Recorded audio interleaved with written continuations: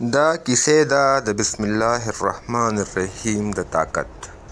په یو وړوکي کلي کې یو هلک اوسېدو چې دغه نوم احمد و. احمد ډېر زیات دینداره او نیک انسان و. هغه به د هر کار نه مخکې بسم الله الرحمن الرحیم وی. دا د هغه یو ښه عادت و. یوه شپه په کلي کې عجیبه غونته کې خاموشي وه. هواګانې ډېرې تیزې چلېدې او د اونو خاښونو ډېر زیات شور جوړ کړی و. احمد خپلې نیا سره په کور کې ناست و چې اچانک دروازه زور زور سره په درزېدو شوه. نیا یې ویرېده او احمد ته یې وویل چې بچې دروازه مه کولوه. احمد زړه مضبوط کو او په روغ غوندې بسم الله الرحمن الرحیم وویل. څنګه چې احمد دا کلمه وویل نو دروازه اچانک بنده شوه. د دروازې نه شاته یو غټ شیطان و. هغه چې بسم الله الرحمن الرحیم واورېدو نو ویرېدو او وتښتېدو. نیا احمد ته وویل چې بچې دا د بسم الله طاقت دی، شیطان د دې نه یریږي. په بله ورځ باندې احمد د ځنګل په لاره باندې ښار ته روان و. لاره ډېره زیاته خوفناکه وه. مرغو هم پکې اوازونه نه کولو او د پیریانو عجیبه اوازونه پکې راتلو.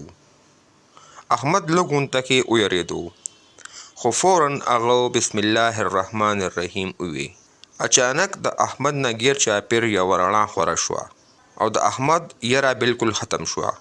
په دغه دوران د احمد نه شاته یو غټ شیطان ولاړ و. څنګه چې هغه بسم الله الرحمن الرحیم واورېدو نو هغه شیطان په هوا کې ویلی شو او غیب شو. شیطان د بسم الله الرحمن الرحیم د طاقت نه ویرېدو. احمد چې ښار ته ورسېدو هلته کې احمد په یو دکان کې کار شروع کو. یو ورځ د دکان مالک چاته دعوت کړی و خو روټۍ کمه شوه.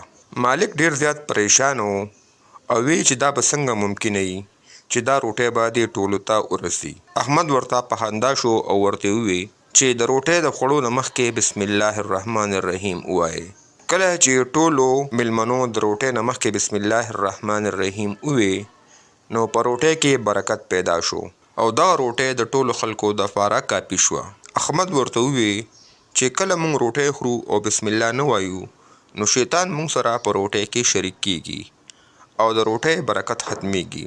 شیطان چې کله بسم الله الرحمن الرحیم واورېدو نو دوی خپلې کې او دوی پردی کې او وتښتېدو. یوه شپه احمد اوده و. احمد یو عجیبه غونته کې خوب ولیدو. هغه ولیدو چې یو خوفناک شیطان ده ته نږدې راغو.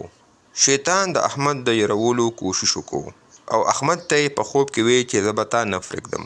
احمد فوراً بسم الله الرحمن الرحیم وویل چې احمد څنګه دا کلمه وویل نو شیطان چغه کا او رسته شو او د شیطان مخ د یرې د لاسه بدل شو او شیطان ویلی شو او غیب شو. چې د احمد سترګې کولاوې شوې نو د احمد زړه ډېر زیات مطمئن و او د هغه یقین جوړ شو چې بسم الله د هر برای نه حفاظت کوي. څه ورځې پس په کلي کې یو عجیبه غونته کې مصیبت راغو. یو زهریله مار کلي ته رادننوتو. ټول خلک ترې ډېر زیات یېرېدو خو احمد همت وکړو او د دې مار ته خواته لاړو. احمد چې کله مار ته خواته لاړو نو بسم الله الرحمن الرحیم یې وویل او په مار باندې چوف کو. عجیبه خبره دا وه چې مار څنګه بسم الله الرحمن الرحیم واورېدو نو په مزه باندې کېناستو او بیا ځنګل طرف ته روان شو. خلک هم حیران شو او د کلي والا خلکو وویل چې دا ټول د الله د نوم برکت دی. احمد ټولو خلکو ته وویل چې د هر مشکل کې بسم الله وایئ، الله به ستاسو مشکلات اساني. یوه شپه په کلي کې یو بوډا سړي وویل چې په کلي کې یو زوړ کنډر دی او په دغه کنډر کې شیطان وځي او خلک هلته کې د تلو نه هم ډېر زیات یېرېږي.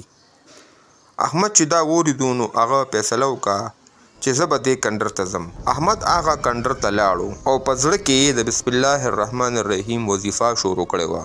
اچانک احمد ته هلته کې یو شیطان مخې ته راغو او په غوسه کې ورته وویل چې دا کلمه بنده کړه. احمد په تیز आवाज کې بسم الله الرحمن الرحیم ویل شروع کړو. کله چې شیطان دا کلمه واورېده نو شیطان په رپېدو شو او د هغه طاقت ختم شو او په هوا کې ویلی شو او غیب شو. د ټولو واقعیو نه بعد پورا کلی بدل شو او هر چا به د کار شروع کولو نه مخکې بسم الله الرحمن الرحیم ضرور ویل. د دې نه پس په کورونو کې سکون راغو، یره ختمه شوه او برکت ډیر شو. احمد نیا احمد ته ووی چې بچې، بسم الله الرحمن الرحیم صرف الفاظ نه دي، بلکې دا د الله پاک د حفاظت او د رحمت دروازه ده. د دې نه پس د احمد زندگی د دې خبرې مثال جوړه شوه چې بسم الله الرحمن الرحیم یو طاقتوره کلمه ده.